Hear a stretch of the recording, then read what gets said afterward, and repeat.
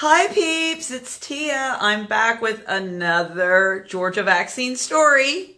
For those of you that are following along at home, we have been collecting stories in the state of Georgia because we are trying to educate our legislators about the very real problem of vaccine injury in the state of Georgia. So this is a joint project with the Georgia Coalition for Vaccine Choice. And we are collecting stories of vaccine injury stories, unvaccinated and thriving stories, healthcare professionals speaking out. And today I have for you a vaccine/unvaccinated and thriving story. My lovely guest today, her name is Marianna Slaughter. And I'm going to turn the camera around and introduce you to her, and we're going to have a nice interview. So this is Miss Marianna. Hi, Marianna. Hey, guys. Introduce yourself to the peeps. Hi, I'm Marianna Slaughter, and I am a lifelong Buford resident, married with 3 beautiful little children, ages 6, 4, and 3. Awesome. Yes. So, Marianna, let's go back in time and talk about what it was like when you were growing up. Were you vaccinated? And if you were or were not, what was your health like? What were your ideas about vaccines, your thoughts about vaccines? I was fully vaccinated. I was in the hands of my pediatrician here in Buford, and I was a chronically sick child. Lots of strep throat and allergy issues. I believe it was 3rd grade, my tonsils were removed, and I was just the typical kind of sickly kid. I didn't have a really good diet, and I was raised by a single mom, and so there wasn't a lot of we were just in survival mode for a lot of my childhood. And then typical teenage strong-willed girl. When I became a teenager, I bucked most of the medical system just for the sake of bucking the system. And then my senior year of high school, I was diagnosed with Crohn's disease. About missed high school graduation because of the hospital stays, because every medicine they gave me, I had some sort of reaction to it. And so on top of just the symptoms of Crohn's disease, there were the symptoms of all of the reactions to the medications, the antibiotics and the pain medications that they were giving me. And it was just such a horrible experience that as an adult, I just completely shied away from all things medical. I quit birth control. I quit taking, even headache medications. That was about the time that the internet was much more readily available, and there was a lot of reputable educational stuff that was at our fingertips. And so I just started educating myself, and it's kind of like a black hole, because you read one thing and it gives you more questions, and I want to know the why. I wanted to know the reason why I was sick. I wanted to stop the cause of it. I didn't necessarily want to treat symptoms. I wanted to stop the cause.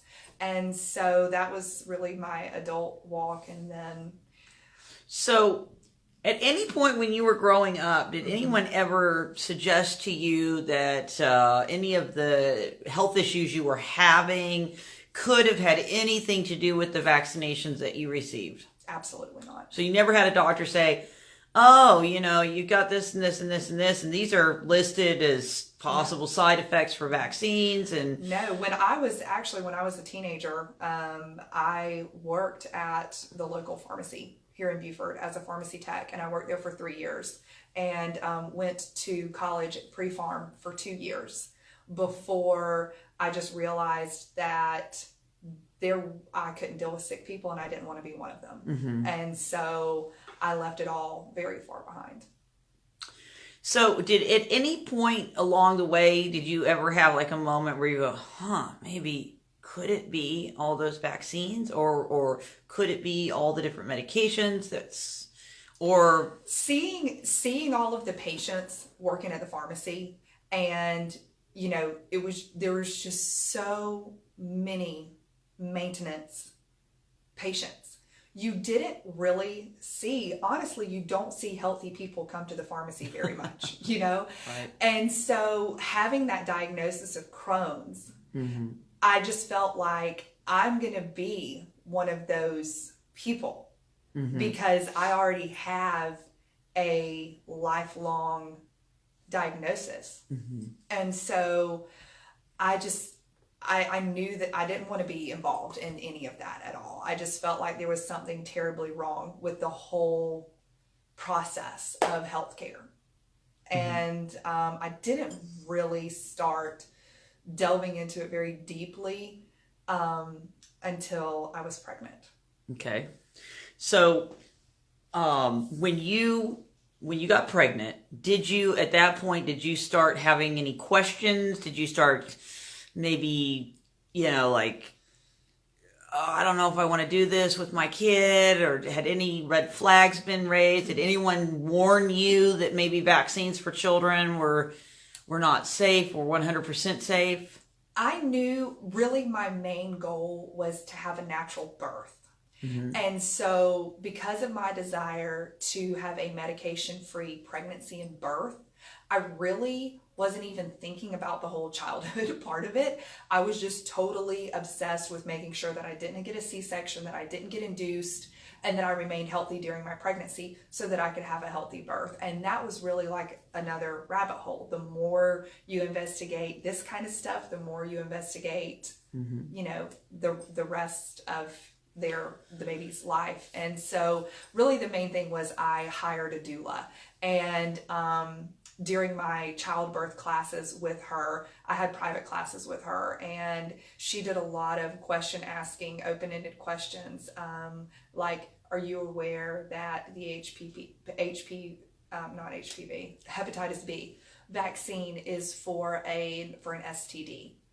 And it's like, I wasn't even thinking about the vaccines. I was just so much thinking about the pregnancy. And luckily I was with a midwife group, so I was never even asked or recommended to get vaccines during my pregnancy. That was going to be my next question. Yes, I wasn't even, it was nowhere on there. I was with midwives in Atlanta, and everybody, all of the people around me, they didn't really understand why I was doing what I was doing with my birth. And I got a lot of pushback socially because of what I was doing with my birth. Nobody even discussed vaccines. There was an assumption with everyone that vaccines would happen. And I did make the mistake. I made my husband get the DTaP vaccine while I was pregnant, but the DTaP vaccine wasn't available to me when I was pregnant. They were not recommending it 7 years ago, like they are now. And so, but that DTaP vaccine that you recommended for your husband would not have actually protected you. That would not have protected the family. Right. Now that I've, really What was the fear? Was it the whooping cough? Yes, the fear was that the baby would get whooping cough. Now, but of course now... But now you know that actually sets you up to be an asymptomatic carrier if you are ever exposed while you're after you're vaccinated. Right, and I'm really thankful in a way that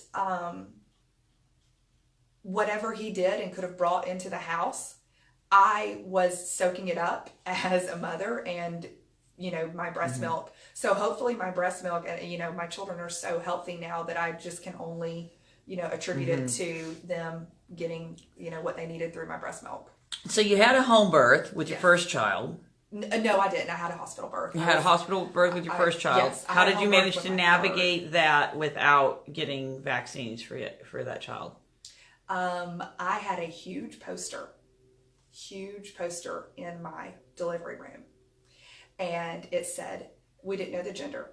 So it said, no circumcision, no vitamin K, no hepatitis B, no passies, no bottles. And it was huge, like graphics. I had these huge graphics all over it.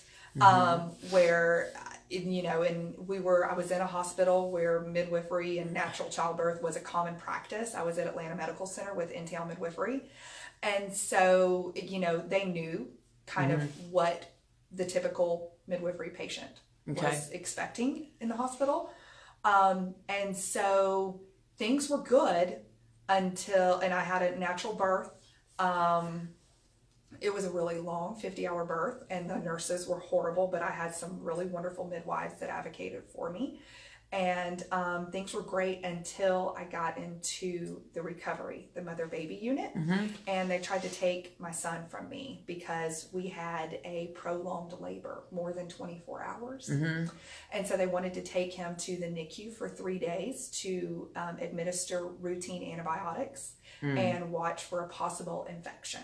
And I told them no, and they were really upset with me.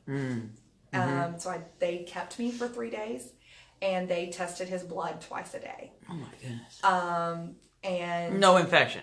No, he was fine. He was they beautiful. do all this prophylactic, unnecessary prophylaxis. Had I had not had that, just I don't know if confidence, I don't know what it was, but that nurse came to take my baby, and I just told her no. I mean, good for you. I had an emergency C-section with my son, and they took my son, and I really didn't have any choice except to lay there and scream. The whole time. Luckily, he was in my arms, and she said, "We need to take the baby to the NICU." And I said, "Why?" And they said, "Oh, it's just routine. You can come and breastfeed him whenever you'd like, as long as you're here." And I said, "There's no reason to take my baby. He's fine." And they said, "Well, we need to watch him for 3 days." And I said, No.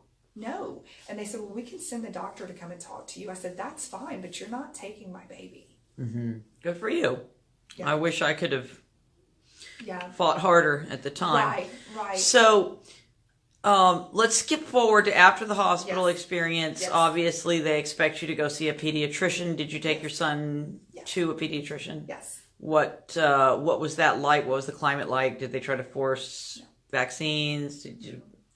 I made sure that I chose because he was a boy, and we chose not to have him circumcised. I wanted to have a doctor that would be understanding of my choices not to circumcise my son. And so, and just, more of a med-free growing up development. And so, all of those things put together, I chose a pediatrician that was about an hour away from me. But I chose one that had a reputation of being more natural friendly. Don't be surprised if people in our group reach out to you and ask you who that doctor is. Unfortunately, he's retired now, so I have found another doctor that I do really don't love. say their names, but if you have resources, I have people contact me all the time wanting to find parental choice friendly. That's the way to put it. Parental choice. Don't say vaccine friendly. That's a red flag. Well, and it's so much more than vaccines too. I know. I mean, there's a whole just huge antibiotics and all the other stuff. Antibiotics and behavior medications and circumcision, and there's so much more than just vaccines that is wrecking our poor little babies. So you managed to get through with the first baby. The second baby was a hospital birth also? I was at the hospital for 7. Ooh. Whoa. No, not today, Jesus. Oh, well, we got some weird weather stuff going on, and I've had some issues. I had an issue yesterday when I was doing an interview. So sometimes it happens, but we're good to go. Keep going. Okay. So you went to you had your second birth? I had my second birth at another really natural birth friendly hospital, and we were there for 7 hours. Okay. Had the baby 9 minutes after arriving. Wow. Everybody knew that I wanted to come in and that I wanted to leave early. Granted that everything was okay, and of course it was. We just had a regular old birth. We weren't sick. We were just having a baby. And so I had the baby and stopped by the Olive Garden on the way home and slept in my bed that night. Good for you. Yeah. And so... and so your third birth was a home birth? My third birth was my home birth, yes. Okay. What was that? Compare the two experiences of compare the 3 experiences. What was it like? Well, I think education... more than just being able to advocate for yourself, but just having that inner peace and that inner confidence that everything is going to be okay. That birth is not a crisis like the medical profession makes it out to be. Right. A life-threatening experience. It's not a life-threatening experience. You're not going to die. Your baby is not going to die. People have been doing it for a really long time, and it's been really successful. And also, I think realizing that the world is so much bigger than America, and that looking at health practices around the world and looking outside of, number one, Metro Atlanta and the privilege that is Metro Atlanta, and looking just outside of America at what is common practice in other places and how they're so much healthier than we are. Our maternal birth and mother and infant death rates during the birth process is the worst. Literally, it's the worst. And so no. We have modern medicine. We save more babies in mothers' lives. Those 30% C-section rate, that is to save babies' lives. It's just not true. It's just not true. It is a lie. And so, yeah, so that was my idea, is just getting my head out of, come on. Okay. Just getting my head out of, the... Might not be screwed in well enough. Is that what it Just is? like my head's not screwed in well enough. Yeah. Come on. Here we go. Okay. So let's talk about the health of your unvaccinated children and comparing it to your own particular experience growing up. So what do they have? Some of the same genetic issues, like the same issues that you have, Crohn's disease, belly issues? We deal with seasonal snot when the flowers are blooming. We have a little bit higher snot. My children are extremely socialized.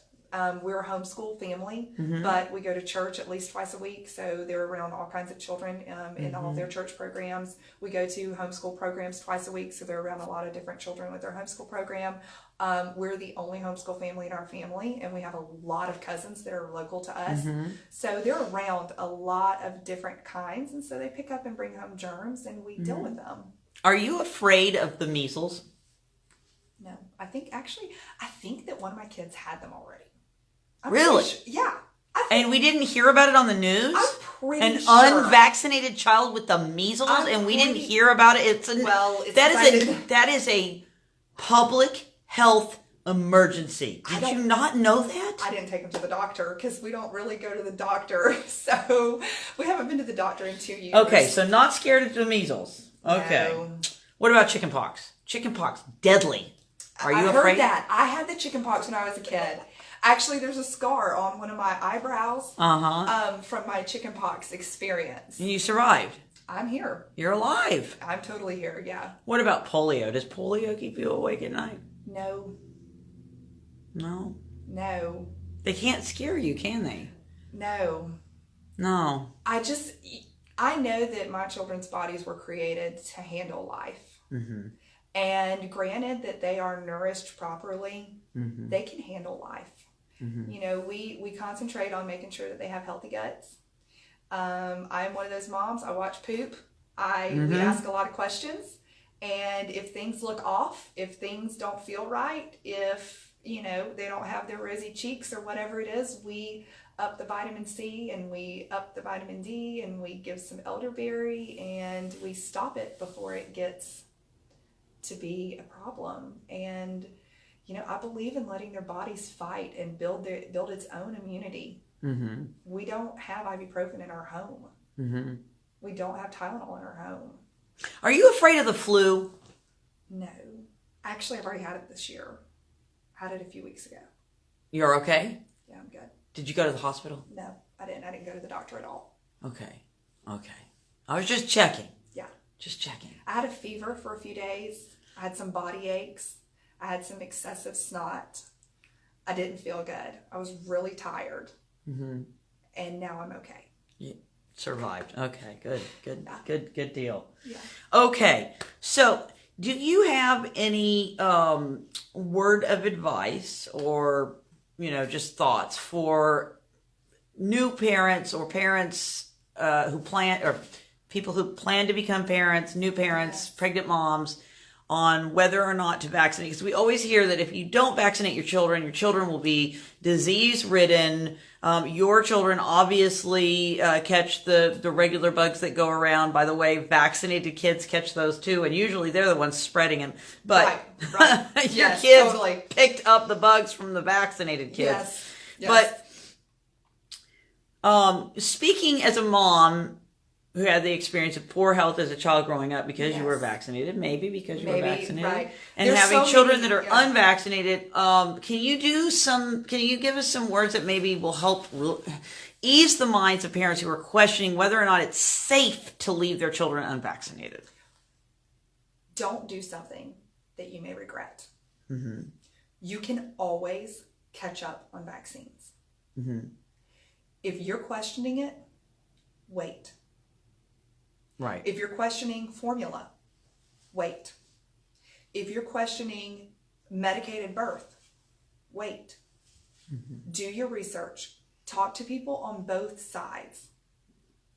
Educate yourself. I really don't like it when people talk about, oh, they learned it. They are just in, Dr. Google or, all that bull crap. There is really great medical education information that you can get at your fingertips. Everything that the CDC has to say is on the internet, and we can read it. All of the ingredients, all of the side effects, all of the millions of reports that have been filed on immunization side effects.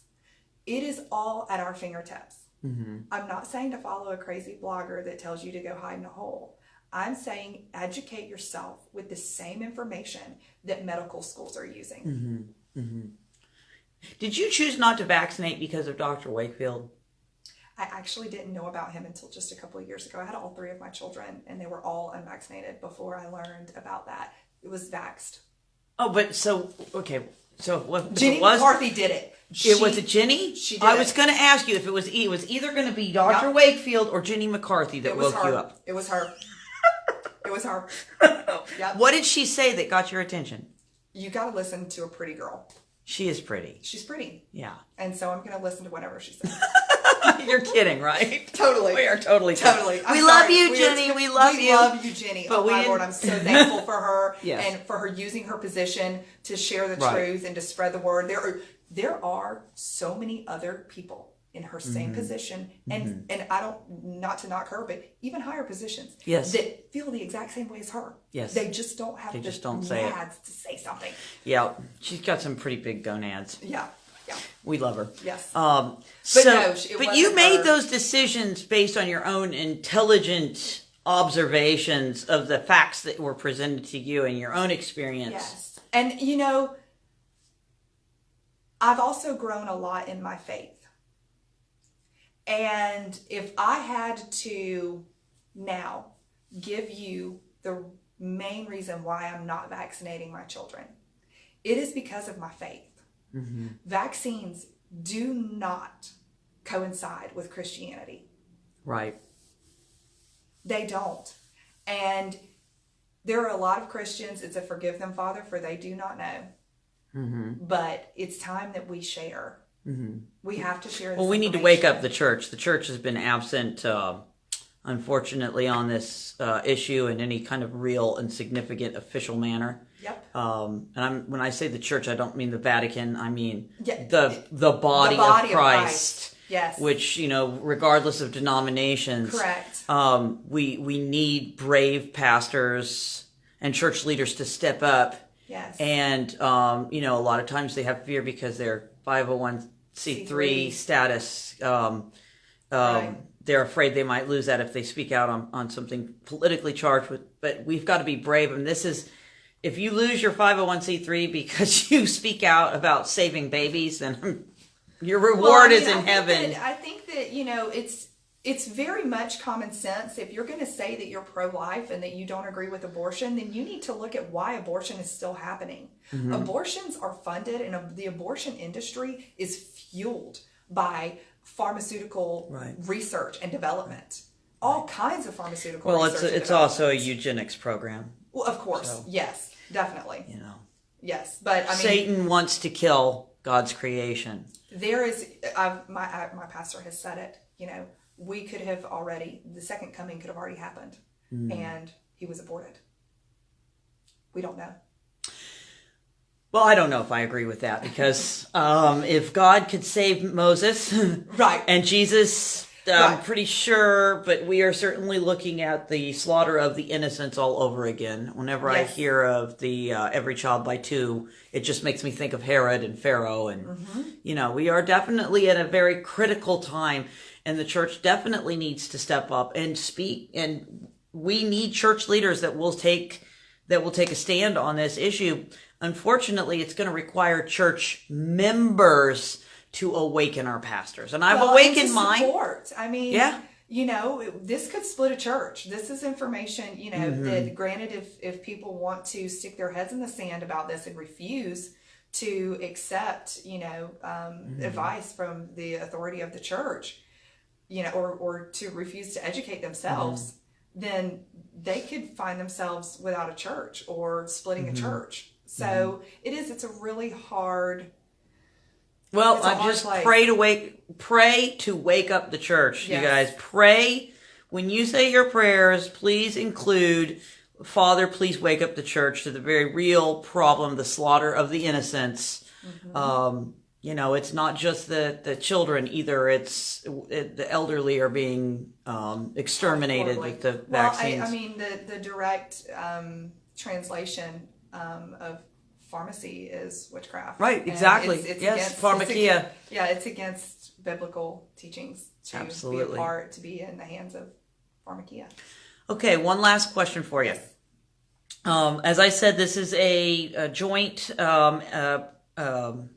project with the Georgia Coalition for Vaccine Choice. Yep. And the purpose of these stories is to help educate our legislators on the very real problem of vaccine injury in the state of Georgia, and also to, in the case of your story, to allow them to see that unvaccinated children are not a threat to society. They are not a danger to the herd. They are actually going to be, if we don't stop doing what we're doing, it's only going to be the unvaccinated left to pick up the pieces. So, correct. Do you have any words for our Georgia state legislators as they are considering the bills that we are putting forward in the 2019 legislative session? Do you have any word for those legislators that may see this? Educate yourself, number one. Educate yourself. Number two, figure out who you're working for. Are you working for the people? Are you working for the betterment of our society? Or are you working to get paid by the pharmaceutical industry? You can't help our people and be in the hands of the pharmaceutical industry, because the pharmaceutical industry is not helping people at this point. That's right. And all that money that you might get from those lobbyists in the end will not buy you a clean conscience, my friend. It will not buy you a ticket to heaven. No, it won't. Well, I want to show you, this is something I do at the end of my live videos. I like to show you. Okay. I'm going to flip this around. Oops. And I'm going to show you so you can see some of the comments from the peeps. And peeps, send my Marianna some love, send some hearts and some thumbs up and some love. Yay! We love you, and thank you for coming and sharing the story of your beautiful unvaccinated children. Stay strong. Please keep fighting. Don't be afraid to tell people if you have unvaccinated children. Don't be afraid to tell people. They need to see how healthy these unvaccinated kids are. Right. Yes. Really, that is what is going to get their attention, and I think that's going to be the thing that's going to tip the scales in our favor. Don't be afraid to say to people. I've found that people say to me, "Your kids are so healthy. How do you keep your kids so healthy?" I don't inject poison in them. Say to them, "We don't vaccinate." Just say it. Yep. Don't be afraid to say that. Definitely. Thanks again, everybody, for watching, and I'll be back with more stories soon. Love you. Bye, guys. Bye. Get all those hearts. I know. Yay.